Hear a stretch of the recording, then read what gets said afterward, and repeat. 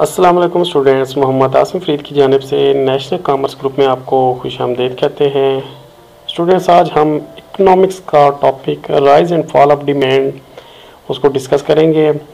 I com, D com, FAICS, B com, MA accounting and finance, BBA, इन courses में economics का topic पढ़ाया जाता है। तो बढ़ते हैं राइज एंड फॉल की जानिब और देखते हैं ये राइज एंड फॉल है क्या चीज़।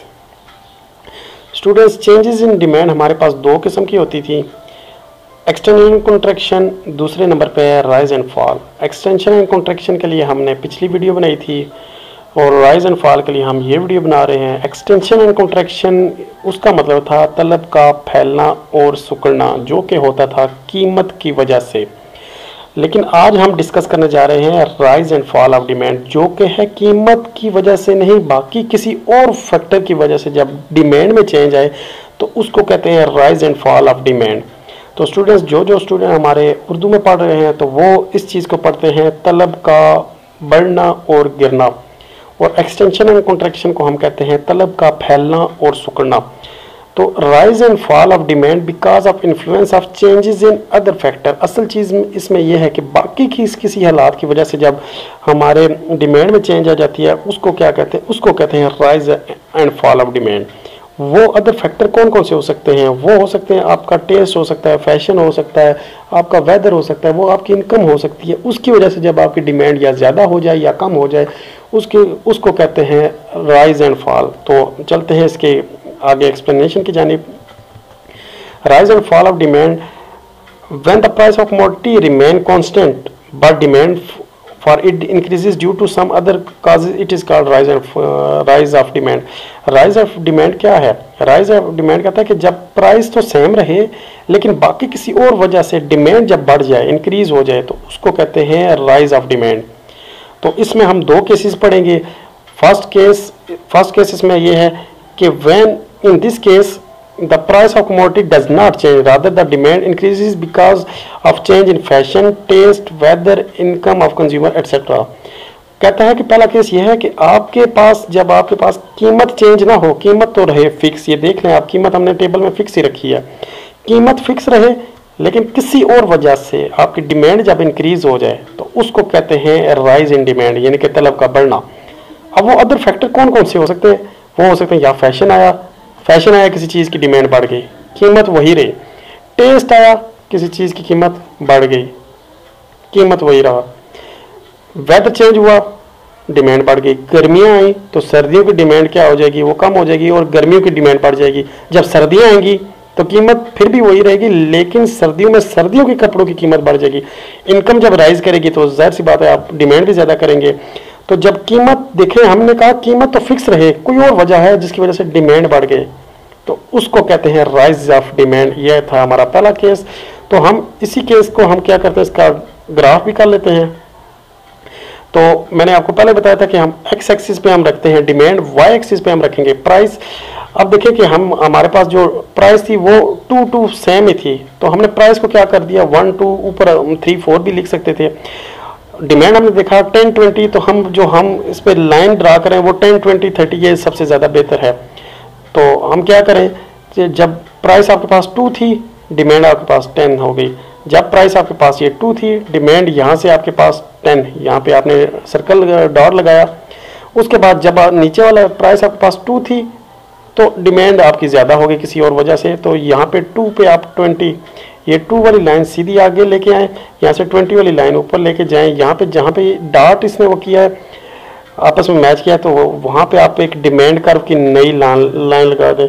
ऊपर वो पहले वाली लाइन थी, यहाँ से आगे जो लाइन हुई है ये आपकी शो करिए, ये आपकी राइज ऑफ डिमांड है। जो आपकी ओरिजिनल कर्व था उससे जो नया कर्व बना है ये आपका कौन सा हो गया? ये आपका हो गया न्यू कर्व बन गया है। तो इसी वजह से हम इसको कहते हैं शिफ्ट ऑफ डिमांड कर्व, कि हमारा जो डिमांड कर्व है वो शिफ्ट हो गया है, हमारा नया बन गया है। लेकिन हमने पिछली वीडियो में जो बनाया था उसमें हम उसी लाइन पे रहे, उसी कर्व पे रहे, सिर्फ हमने कह दिया ऊपर से नीचे हो तो ये राइज हो रहा है, नीचे से ऊपर हो तो ये फॉल हो रहा है। इस तरह से हमने कुछ केस किया था। इस केस में हम क्या करें, हमारा जो डिमांड कर्व है वो क्या हो जाएगा, वो शिफ्ट हो जाएगा, नया बन जाएगा। राइज ऑफ डिमांड नया बन गया, यानी कि ये एरो शो कर रहा है कि आपका पहला ये ओरिजिनल कर्व था, यहाँ से ऊपर आप नए कर्व की जानिब चले गए। अब हम करते हैं इसका दूसरा केस। दूसरा केस क्या है? दूसरा केस कहते हैं आपकी डिमांड फिक्स रहे, डिमांड में चेंज रहे लेकिन आपकी कीमत बढ़ जाए। ये भी आपका क्या है? ये भी आपका राइज इन डिमांड है।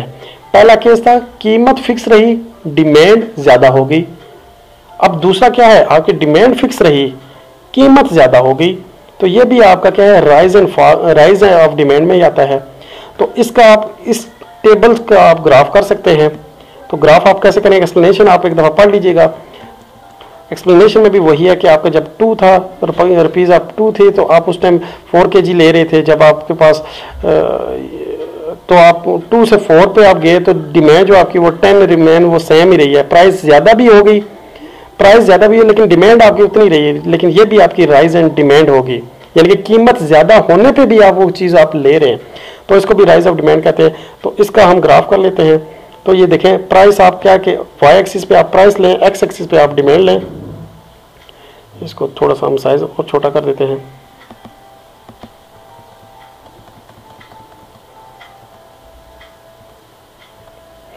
देखें हमारे पास एक्स एक्सिस पे हमने लिख लिया डिमांड को, वाई एक्सिस पे हमने कर लिया प्राइस को। जब प्राइस हमारे पास 2.4 थी, हमने 2.4 इधर मेंशन कर दिया। डिमांड हमारे पास थी 10 हमने 5 10 15 आगे आप कर सकते हैं।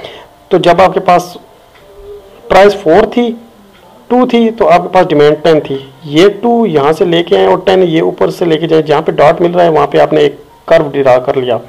उसके बाद आपकी जब प्राइस 4 हो गई है, कीमत बढ़ गया लेकिन डिमांड आप फिर भी वो चीज़ उतनी कर रहे हैं। तो यहाँ पे क्या हुआ कि कीमत तो बढ़ गया 4 से यहाँ पे एक लाइन लेके आए, यहाँ से 10 से एक लाइन लेके जाए, जहाँ पे दोनों मिल रहे हैं वहाँ पे आपने नया डिमांड कर्व बना दिया।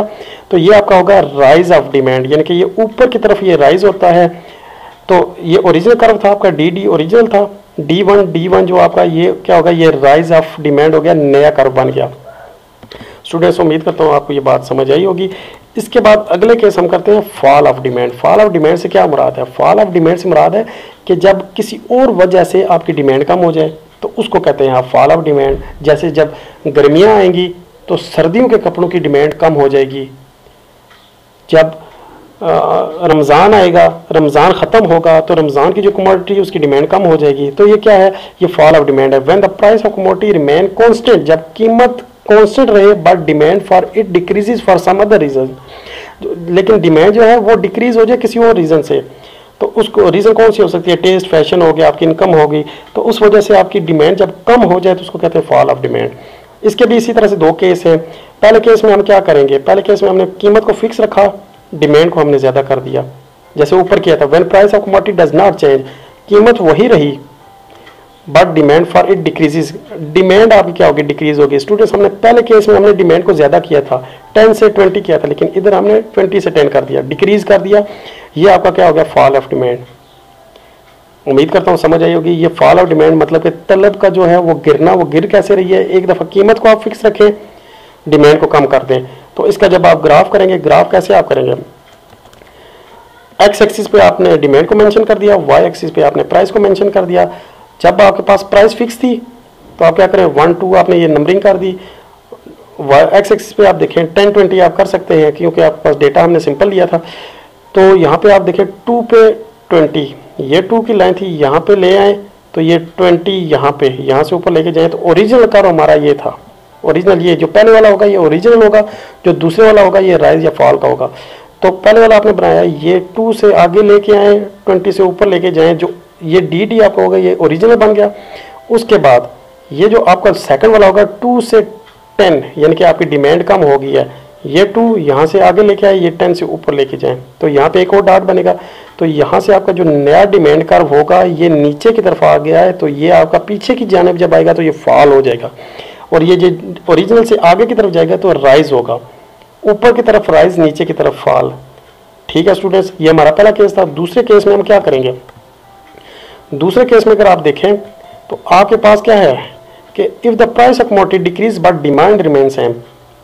पहले केस में हमने प्राइस को सेम रखा था, डिमांड को कम कर दिया था, लेकिन इस केस में हम क्या करेंगे? डिमांड को हमने फिक्स रखा है लेकिन हमने प्राइस को कम कर दिया है। ये भी आपकी क्या है कि रिड्यूस इन डिमांड हो रही है।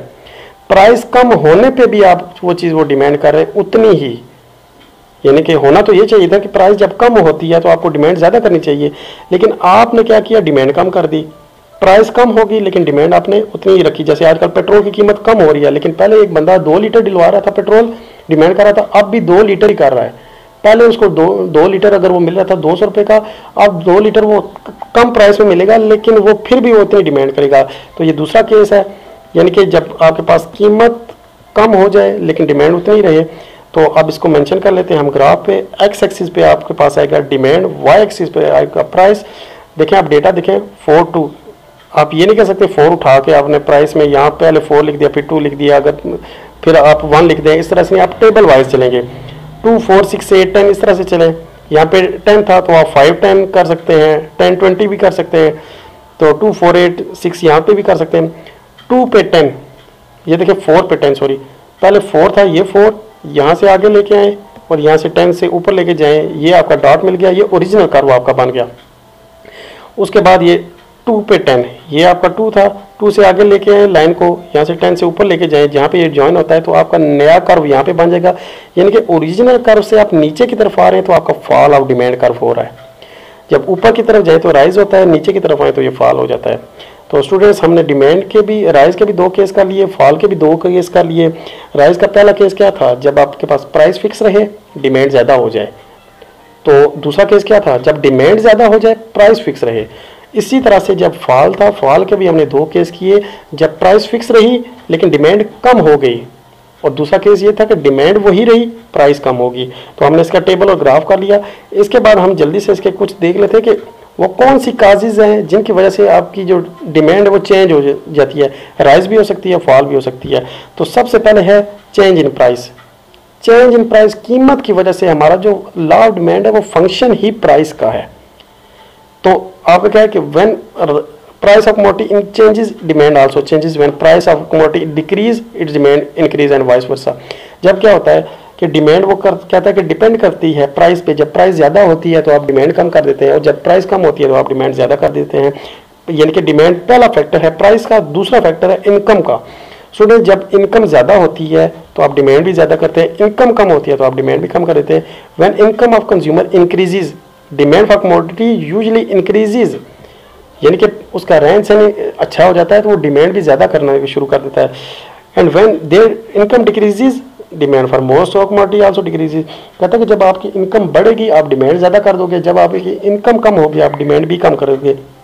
चेंज इन फैशन, फैशन से कैसे होता है, जब फैशन आता है तो उस टाइम आप नए फैशन को अपनाते हैं तो आप डिमांड भी ज़्यादा करते हो। जब ओल्ड फैशन हो जाता है तो आप ओल्ड फैशन को छोड़ देते हो। कहता है कि change in fashion and custom also uses the change in demand. The demand of goods or much fashion increase irrespectively of their prices. नया फैशन आए तो लोग प्राइस को नहीं देखते, शादी ब्याह का मौका है तो लोग शादी ब्याह के मौके को देखते कि ये बार बार नहीं आना, तो प्राइस को छोड़ के वो हर एक चीज़ को डिमांड करते हैं। चेंज इन वेदर, जब वेदर आता है, जब सर्दियाँ आएंगी तो सर्दियों की कमोडिटीज़ महंगी हो जाएगी, जब गर्मियाँ आई तो गर्मियों की महंगी हो जाएगी। The demand for goods also changes with the change of weather. जब वेदर चेंज होगा तो आपके पास आप डिमांड भी ज़्यादा या कम करना शुरू कर देंगे। For example the demand for ice, light clothes, fans, AC etcetera rise in summer season. जब समर होगा तो आप किसकी, लाइट क्लॉथ्स की, आइस की, फैंस की, एसी की, इसकी डिमांड ज़्यादा करेंगे, और जब ये कम होगा तो आप इसकी डिमांड भी कम कर देंगे। और जब सर्दियाँ आएगी तो आप हीटर और वार्म क्लॉथ इनकी डिमांड आप ज़्यादा कर देंगे। उसके बाद चेंज इन पॉपुलेशन। स्टूडेंट जब पॉपुलेशन कम होती है एक जगह पे, वहाँ पे वो डिमांड भी लोग कम कर रहे होते हैं, और जब पॉपुलेशन डबल हो जाए तो लोग ज़्यादा डिमांड करना शुरू कर देते हैं। अगर एक कंट्री में, हमारी कंट्री में अगर 22 करोड़ आवाम है तो डिमांड उनकी कुछ फिक्स है, वो चल रही है। अगर ये 22 करोड़ से डबल हो जाती है, 44 करोड़ हो जाती है, तो डिमांड भी डबल हो जाएगी। और अगर पॉपुलेशन कम हो जाए, जैसे करंट सिचुएशन में, करंट अफेयर में वो कोरोना के हालात चल रहे हैं, अगर वो कोरोना की वजह से पॉपुलेशन कम हो जाए तो आप देखेंगे मोस्टली चीज़ों की कीमतें क्या हो जाएंगी, वो कम हो जाएंगी। तो इन दिनों पेट्रोल की, सब्जियों की, हर एक चीज़ की कीमत वो नॉर्मल जा रही है, कम हो रही है। पहले ज़्यादा थी, अभी वो थोड़ी सी कम हो रही है, यानी कि पॉपुलेशन पे भी इसका बहुत असर होता है। Change in distribution of wealth, जब डिस्ट्रीब्यूशन ऑफ वेल्थ होती है तब ये डिमांड इंक्रीज डिक्रीज होती है। जब आदमी रिच से पुअर हो या पुअर से रिच हो जाए तब वो डिमांड को इंक्रीज या डिक्रीज करेगा। और उसके बाद आप देखें तो ये आपके पास काफ़ी हो सकती है। सप्लाई ऑफ मनी है ये ज़्यादा होगी, जब सप्लाई ऑफ मनी मार्केट में ज़्यादा हो जाएगी तो पैसे की वैल्यू कम हो जाएगी, तो आप डिमांड फिर कम या ज़्यादा कर सकते हैं। प्राइस ऑफ सब्स्टिट्यूशन, सब्स्टिट्यूशन का मतलब ये है कि अगर आपके पास एक वक्त में एक चीज़ को पूरे करने के लिए ज़राए ज़्यादा हैं तो आप देखेंगे कौन सा जरिया आपको सस्ता मिल रहा है। यानी कि अगर आप गाड़ी चला रहे हैं तो गाड़ी आपकी पेट्रोल पे भी चल सकती है या सीएनजी पे भी चल सकती है। अगर सीएनजी की कीमत ज़्यादा होती है आप सीएनजी को छोड़ के पेट्रोल पे निकल जाते हैं, या फिर आप ये कह सकते हैं कि आपको गर्मियों में गर्मी लगती है तो आप एसी भी चला सकते हैं, फैन भी चला सकते हैं। अगर एसी की कीमत बढ़ जाती है आप फैन पे आ जाते हैं, ये सब्स्टिट्यूशन है। यानी कि एक को छोड़ने पे आप दूसरे को अपना सकते हैं कि वो चेंज ना हो, या वो चेंज होगी तो आप डिमांड किसी और बढ़ा घटा सकते हैं। एक सरकारी कॉलेज है, एक प्राइवेट कॉलेज है, अगर प्राइवेट वाले अपनी फीसें ज़्यादा बढ़ा देते हैं तो बच्चे क्या करेंगे, वो निकल जाएंगे सरकारी की जानिब। उसके बाद बिजनेस कंडीशन भी हो सकती है। अगर कंडीशन ज़्यादा है, अगर वो बिजनेस बूम पे है तो वो डिमांड करेगा हर चीज़ की ज़्यादा। अगर वो रिसेशन में है, डिप्रेशन में है, तो वो डिक्रीज कर देगा डिमांड को। The tendency of saving, saving अगर लोगों को ज़्यादा है वो कंजम्पशन कम करेंगे।